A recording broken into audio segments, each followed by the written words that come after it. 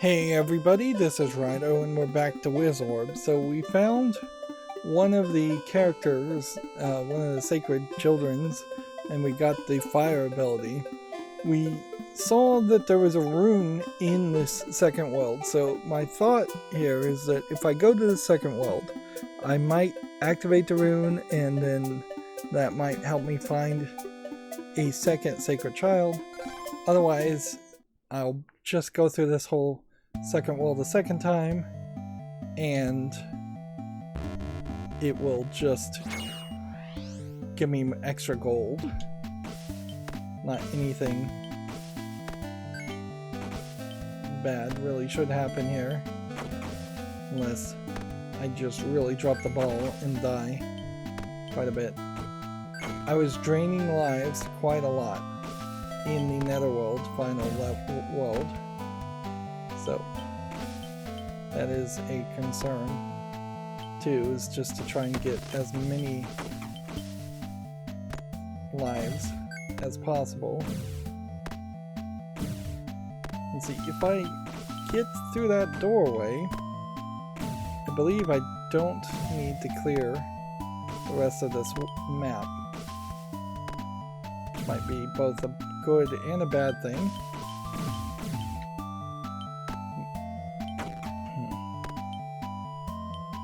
We might miss out on a little bit of extra stuff.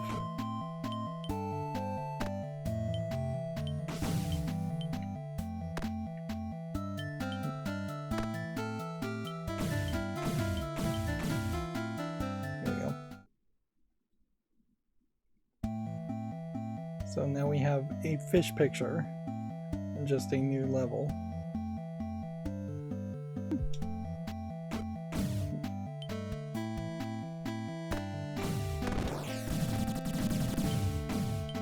So when I charge with that, that doesn't do anything, and I can't use the amulet still, so I may not get any ability extra until I have all 4 of the sacred children.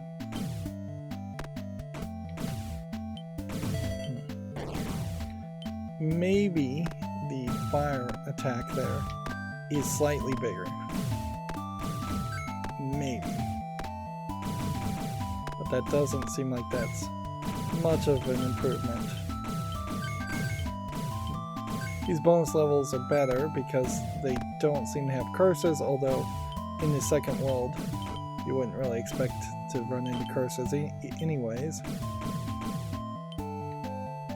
Main goal is going to be just not losing lives first, and then speedy execution second.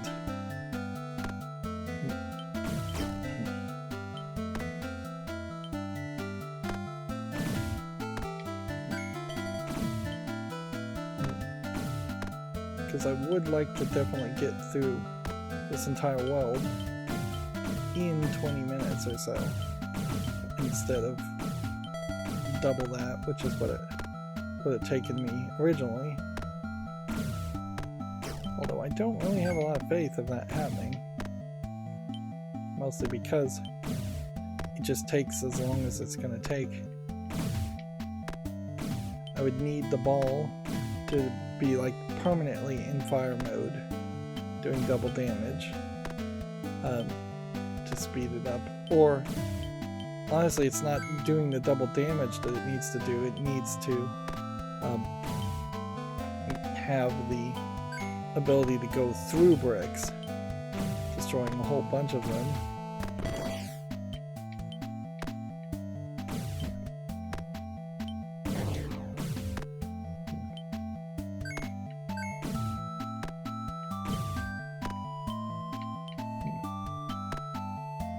The ball feels like it's speeding up as it bounces more and more. You definitely could have made a game where the ball just gets faster and faster the longer you're in the level. You could make a game that has a time limit. Almost certainly Arkanoid would have had some kind of time limit in it. Most arcade games had time limits in it to make it so that somebody couldn't just be an expert at a game and play it all day on 1 quarter, which inherently there is an exploitation element to arcade games and cheaterness to it, in that they will be programmable at least to cheat the player with cheat deaths or time limits. Gauntlet is kind of a prime example of that, where you have a timer that is also your health, that is just always going down, and so there's just no way you could possibly beat some of the Gauntlet games in the arcade without spending quite a bit of money. There was just no, and there wasn't really a way to gain health any other way to avoid having to put in another quarter.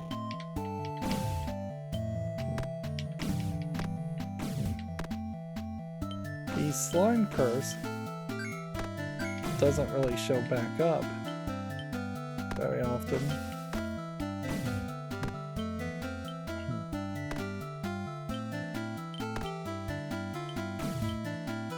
I'm a little surprised though that I haven't been able to change or upgrade my magic abilities, and I haven't increased the amount of magical mana. Having twice as much magical energy would be very helpful. I'm noticing a problem here also. If we beat this whole level, this whole world, it doesn't seem like I'm going to have that much gold from it. It felt like I was getting a decent amount of gold, but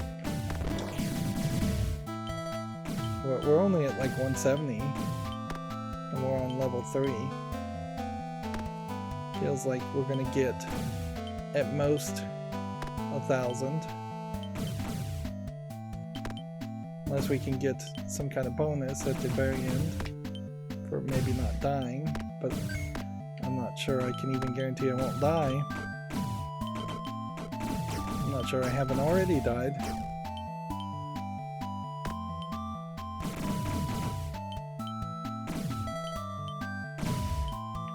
This is just a lot of bricks.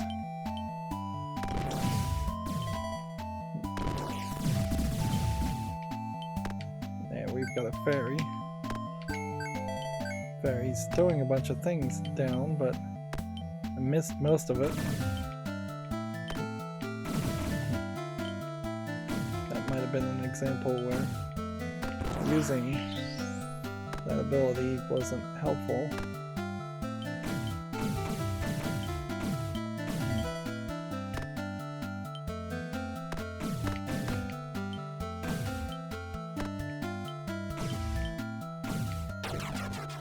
Well, so much for not dying.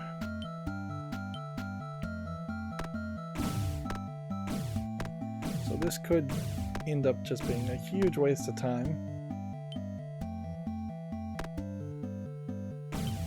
I assume we would collect as many keys as there are shops, more than likely.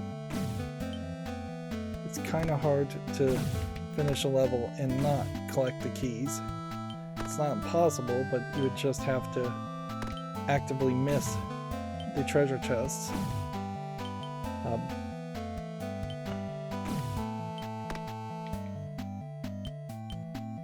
So if we got to a shop, guess I could buy maybe power-ups, see how far we can take them. Or we could just hold on to money.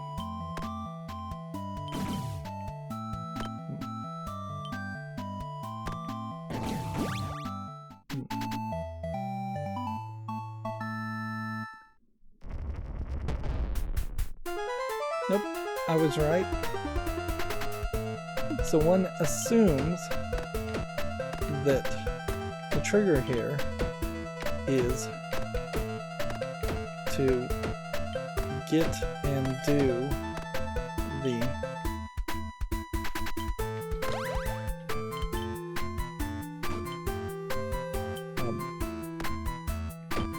rune levels.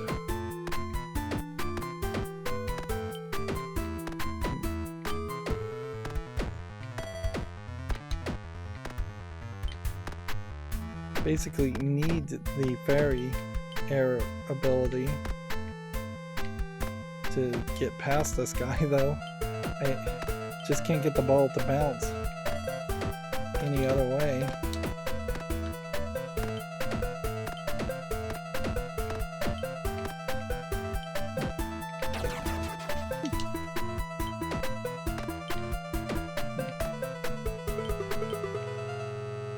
Let's see if we maybe bounce it and then move the paddle in different directions. No, that just seems dangerous.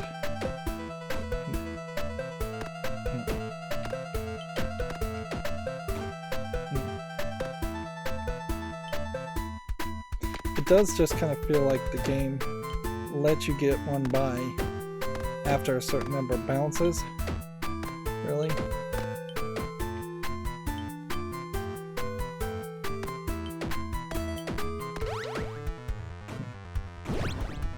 There we go. And certainly you look at these legendary children and it definitely feels like something from Final Fantasy. You save the sacred child water. Thank you, save the remaining children and they will grant you with their power. So I guess the good news here is that you don't have to do the entire levels. The bad news is I didn't get a lot of gold from any of that.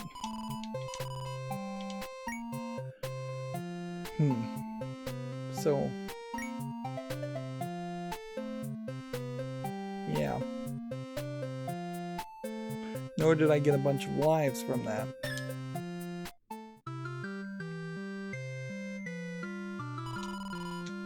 Gorudo Castle seals the monsters that were coming from Cauldron Peak many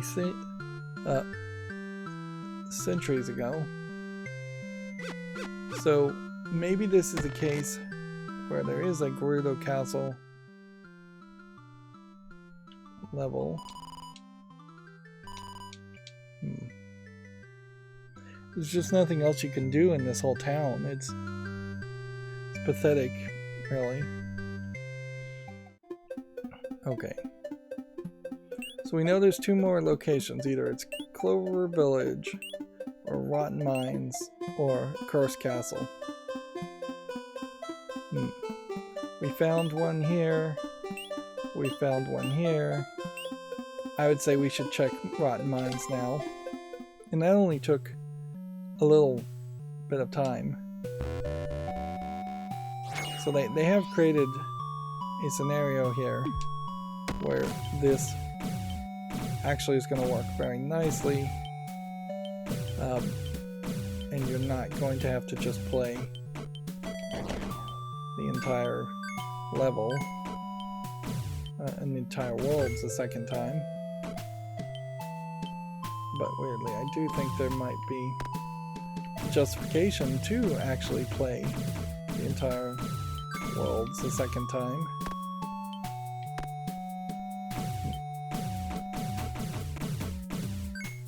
If I'm not careful, I'm gonna just clear this level.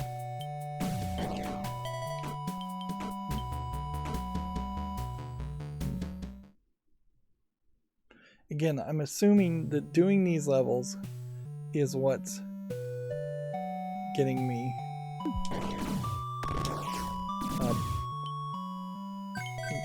the boss fights. I screwed up there and used too much magic. So now we're gonna have to hit all of these bricks one at a time, whereas I had hoped to power through it. Like, we have these two pieces of the amulet, but they still don't seem like they do anything for me. And I suppose we're opening up the door to a scenario where maybe I didn't need the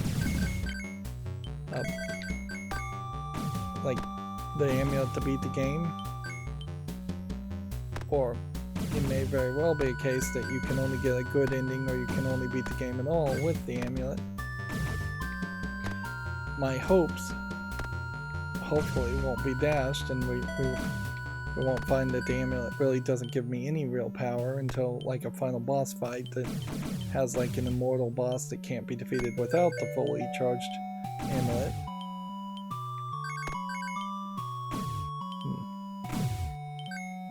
My hopes are that the amulet gives you just general power-ups for every level and gives you yet a third reason to go back and play these levels. And I think they have very specifically picked where they're putting these extra levels so you don't end up in the later boss fights and more difficult sections. Which arguably means that the later levels in the worlds are filler, but they're not bad filler. I don't think I'm really going to complain that the game is too long. In fact, if anything, I'm probably going to complain that the game is just a little short.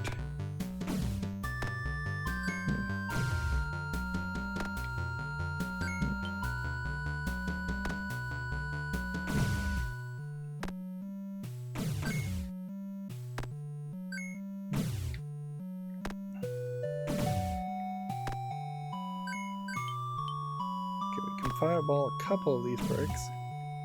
We can get rid of just a couple more. There we go. Aim and fire. We're down to 9 lives.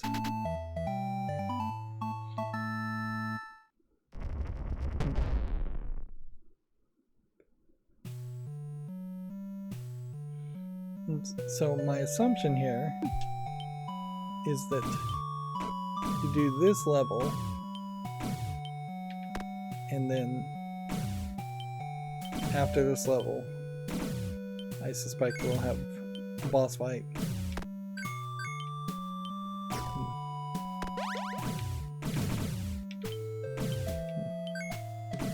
That wasn't the button I meant to press, but it kind of worked.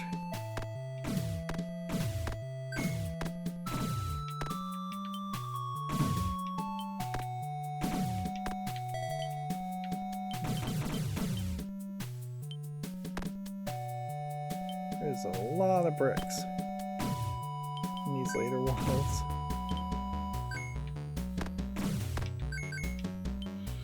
It does make an argument for some kind of like brick merging ability, where 4 bricks, 4 like 2x2 size bricks would merge into one 4x4 brick, or 4 1x1 bricks would merge into one 4x4 brick, would be the direct equivalent there.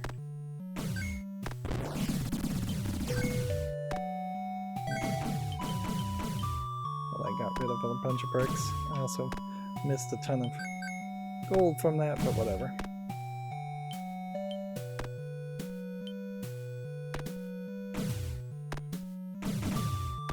It does feel like I may hit that saturation point, though, where even if I did get some amazing special ability from having the amulet fully charged, it might not make the game fun enough to justify playing each of the worlds again, particularly if I am just trying to get 10,000 gold to purchase a crown.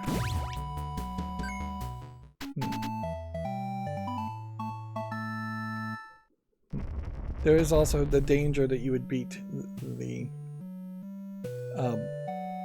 you might straight up beat the game and be rewarded with 10,000 gold, and if you grind it out to get 10,000 gold just to find that the game was going to hand you 10,000 gold anyways. That could be very frustrating.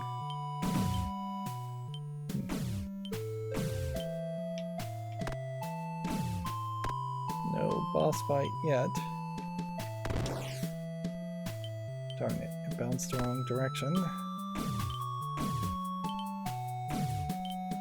I'm slowly getting better at using these magical abilities where my main instincts are just to play this like Arkanoid.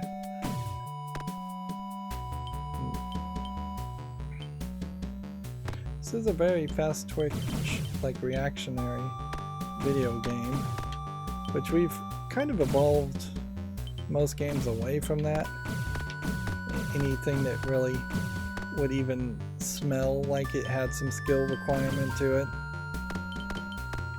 in favor of telling more interactive stories. And basically, well, I gained a life to lose a life. In most cases, though, I do want games that don't really require too much. I still chose easy when playing this game, so I'm hardly an expert gamer at any specific style of game. I'm maybe a jack of all trades, master of none when it comes to video games, and there definitely are some styles of video games I really haven't touched. And then you get into like visual novels. How do you get good at visual novels? Just be really good at reading? But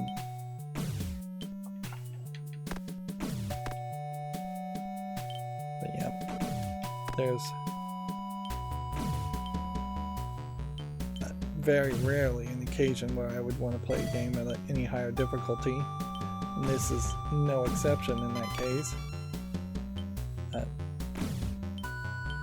If I unlocked everything and then there was just like an achievement for beating this game on a harder difficulty, probably wouldn't want to do that unless it was maybe a new game plus and collecting all the kids gave me some really fun gameplay mechanic that made it really easy.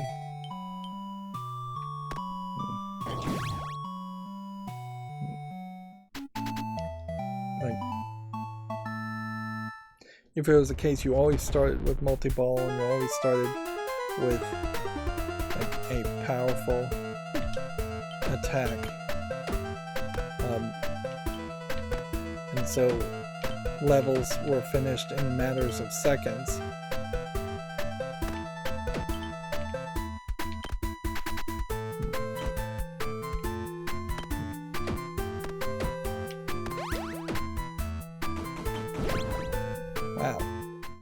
got it. So I guess the move is to use the white magic to make it a fairy ball and then bounce on the front. You save the sacred child of Earth. Thank you. Save the remaining child and they will grant you with their power. And we're at like 419 gold here. We are still losing lives though, so I think it probably is worth it to go ahead and purchase everything.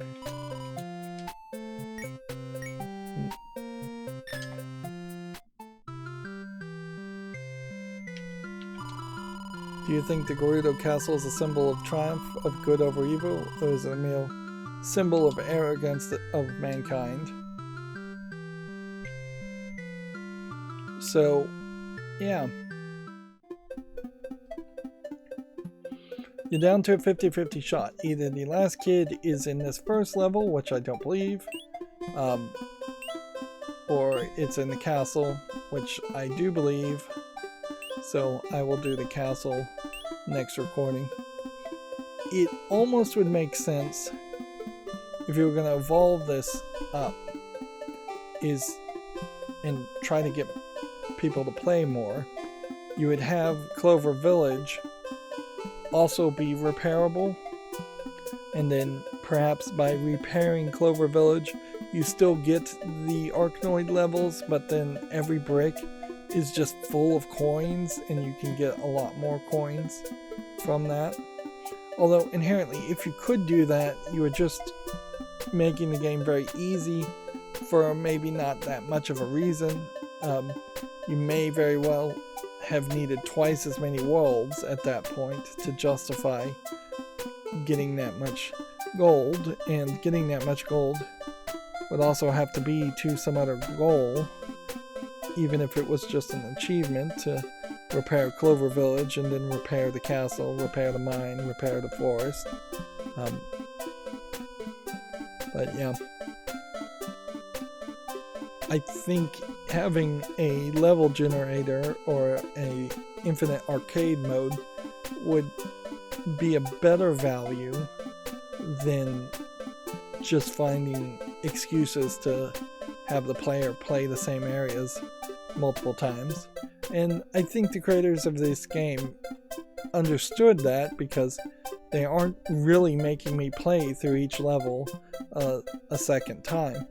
Whereas if this was a traditional Japanese RPG of that era, of the style, of the art style we're seeing here, you very likely would have been forced in a traditional Japanese game of the 80s or 90s to just go through levels multiple times and grind and level up characters.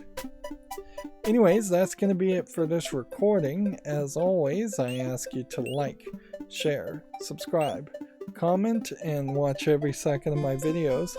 Thank you for watching. Have a good evening.